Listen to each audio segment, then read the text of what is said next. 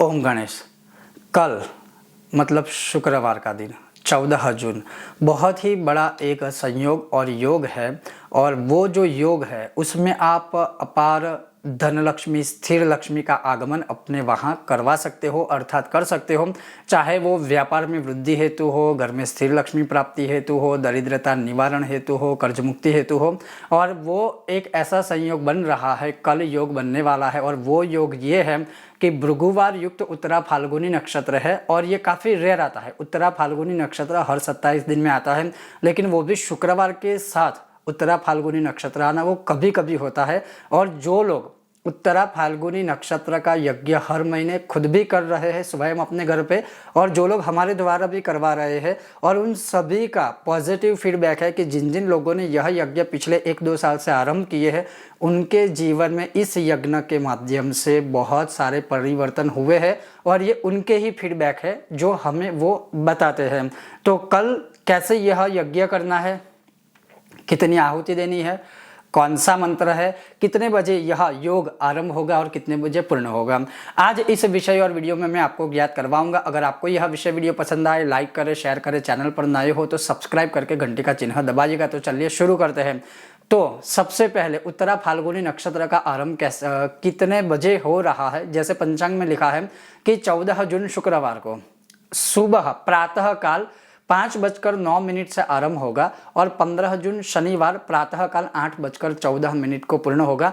मतलब देखा जाए तो अखंड यह उत्तरा फाल्गुनी नक्षत्र वैसे हर बार करीब करीब इतने समय तो रहता है, लेकिन शुक्रवार के साथ होना ये बहुत बड़ा संयोग है। जैसे शुक्रवार है, महालक्ष्मी जी का दिन है, लक्ष्मी प्राप्ति के लिए सबसे उत्तम दिन माना गया है। शुक्र ग्रह से भी संबंधित यह पूरा दिवस होता है। मतलब बहुत सारे योग है। इन शॉर्ट में कहने का मतलब ये है कि आप इस दिन इस योग में अपने आप ही चाहे स्वयं तो यज्ञ कुंड के अंदर जो विधान मैं आपको बताऊंगा उस विधान से आप स्वयं यज्ञ कर सकते हैं। अगर आप नहीं कर सकते हैं तो आप किसी विद्वान ब्राह्मणों के द्वारा भी करवा सकते हैं, निसंदेह। अब इसमें होता क्या है, तो इसमें जैसे सबसे पहले इस यज्ञ को करने के लिए सफ़ेद वस्त्र धारण करने हैं, सफ़ेद कपड़े पहन के कीजिएगा तो थोड़ा अच्छा रहेगा। इसके अलावा सफ़ेद तिल लेने हैं, किसी भी प्रकार के सफ़ेद रंग के पुष्प लेने हैं, लेकिन अगर सुगंधित पुष्प होंगे जैसे सफ़ेद रंग के गुलाब है तो उसकी पंखुड़ियाँ वगैरह। उसी प्रकार से उसमें थोड़ा सा शहद लेना है, मधु, हनी, और उसमें गौ माता का घी। ये 4 चीज़ों का मिश्रण करना है। अब देखिए कितनी मात्रा में क्या चीज़ लेनी है। तो सफ़ेद तिल है वो थोड़े ज़्यादा लीजिएगा। अगर मैं आपको एक एग्जाम्पल बताऊं तो 100 ग्राम अगर आप सफ़ेद तिल लेते हैं तो करीब करीब 50 ग्राम जितने सफ़ेद पुष्प की पंखुड़ियाँ। अब ऐसे उसका नापतोल नहीं करना है, वो ऐसे ही अप्रोक्सीमेटली लेना है। उसके बाद अगर आपने 50 ग्राम जितनी सफ़ेद पुष्प की पंखुड़ियाँ ली है तो आधा चम्मच जितना शहद लेना है, और उसी प्रकार से उससे आधा चम्मच उसमें गौ माता का घी। ये सारी चीज़ें मिश्रित कर दीजिए। अब बहुत लोगों का ये प्रश्न है कि पुष्प जो होते हैं वो गीले होते हैं, तो मतलब यज्ञ करते समय उसमें से धुआं निकलता है। तो अब पुष्प को क्या करना है, अगर आपके पास माइक्रोवेव है, फॉर एग्जांपल मैं आपको बता रहा हूं, तो उसमें उस पुष्प की पंखुड़िया को जो कांच की प्लेट होती है उसमें रखकर 10 या 20 सेकंड तक आप उसमें घुमा दीजिए, अर्थात गर्म कर दीजिए। वो विदिन 20 to 30 सेकंड सूख जाएगी, ड्राई हो जाएंगे। अगर आपके पास माइक्रोवेव नहीं है तो चूल्हे के ऊपर, गैस के ऊपर जो तवा होता है वो रख लीजिए।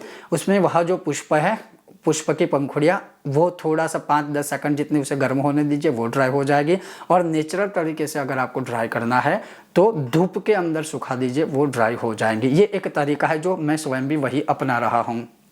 ऐसे करके ये सारी चीज़ें मिश्रित कर दीजिए। उसके पश्चात अब इसमें संकल्प की आवश्यकता नहीं है, ये स्वयं सिद्ध हमारे शास्त्रों के द्वारा कथित, और वो भी अनुभवित पुराने हमारे पास जितने मंत्र तंत्र के कुछ ग्रंथ है उसमें से ही यह प्राप्त हुआ था, तो उसमें ही यह प्रमाण दिया हुआ है। तो जो एक मंत्र है नमः कमलवासिन्यै स्वाहा। अब इसमें बहुत लोगों को यह भी दुविधा है कि क्या हम 2 बार स्वाहा बोले, स्वाहा स्वाहा, या 1 बार बोले। 2 बार बोलने का प्रयत्न कीजिएगा, क्योंकि मूल मंत्र है नमः कमलवासिन्यै स्वाहा फिर स्वाहा। अब 1 बार भी बोलते हैं तो कोई दोष नहीं है, तो निश्चिंत रहिए, निसंदेह रहिए, कोई पाप नहीं लगेगा, लेकिन प्रयत्न कीजिएगा कि 2 बार बोले। तो नमः कमलवासिन्यै स्वाहा फिर स्वाहा, इसकी 108 बार आप आहुति दे सकते हैं। या फिर मैं कहूँगा अगर आपके पास समय है, इतना महान योग है, 1008 बार इसकी आहुति दीजिएगा। अब देखिए बहुत सी चीज़ जो है इसमें बेसिक है।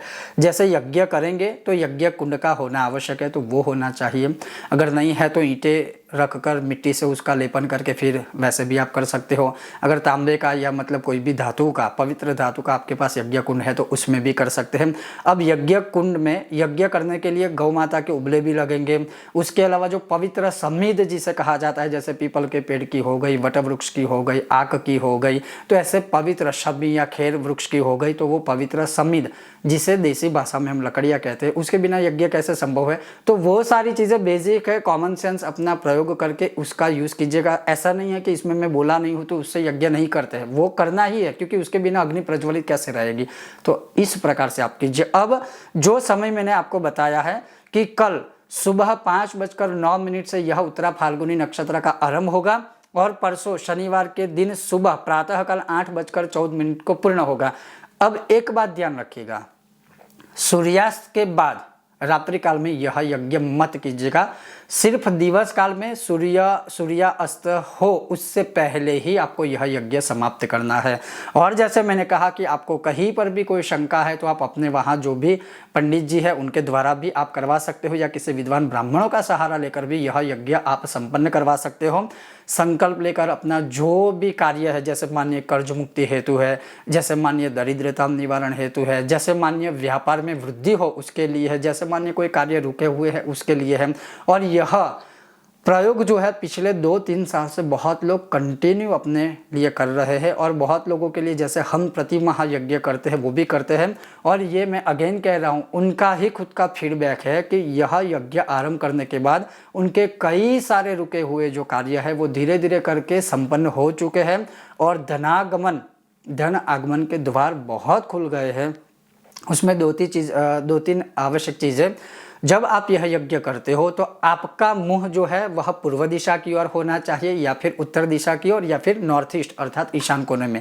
आपका मुंह मतलब जैसे मैं बैठा हूँ वह पश्चिम दिशा है, लेकिन मेरा मुंह जो दिशा में है वह पूर्व दिशा है और मेरे आगे ही यज्ञ कुंड होगा। उसी प्रकार से मैं दक्षिण में बैठूंगा तो मेरा मुंह उत्तर की ओर होगा और मेरे आगे यज्ञ कुंड होगा, या फिर मैं नॉर्थ ईस्ट अर्थात ईशान कोने में बैठूंगा तो मेरा मुंह ईशान कोने में होगा। ये दिशा का थोड़ा ध्यान रखिएगा। और आप चाहे तो यह यज्ञ अपने ही घर के मंदिर के देवता के सामने बैठकर कर सकते हो।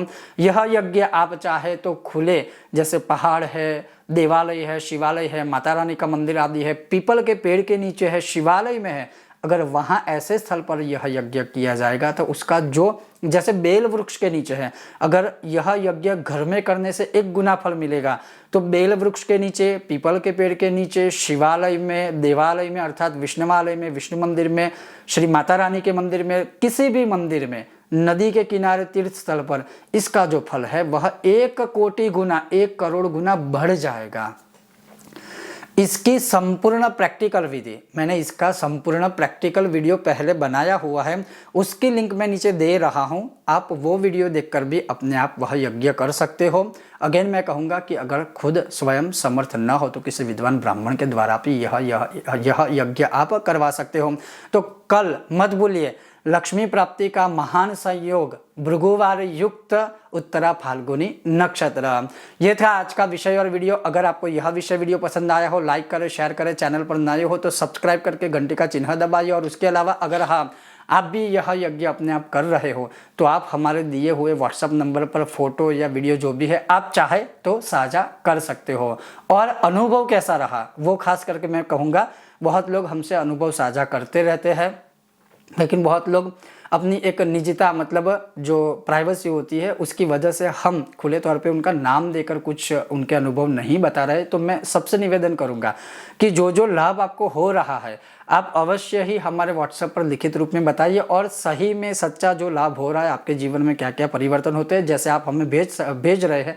फिर भी मैं कहूँगा कि अगर आप व्हाट्सएप पे चाहे तो अपना अनुभव शेयर कीजिए। आप हमारे किसी वीडियो या जो भी वीडियो के माध्यम से आपने जो प्रयोग या अनुष्ठान किया है उसके बाद आपके जीवन में परिवर्तन आए हैं, तो ये सारे अनुभव शेयर कीजिए। और शेयर करने का मतलब हमारे लिए नहीं है, हमारा प्रचार प्रसार के लिए नहीं है, लेकिन जो लोग पढ़ेंगे उनको भी एक आत्मविश्वास जगेगा कि जी हाँ, ये करने से सबको अवश्य लाभ मिल रहा है। सिर्फ यही सकारात्मक उद्देश्य हेतु मैं आपको बोल रहा हूं कि आप अपने अनुभव साझा कर सकते हो। बहुत जल्द मिलते हैं नए विषय और वीडियो के साथ। तब तक आप देखते रहिए कर्मकांड बाय आनंद पाठक मेरे साथ। ओम गणेश हर हर महादेव।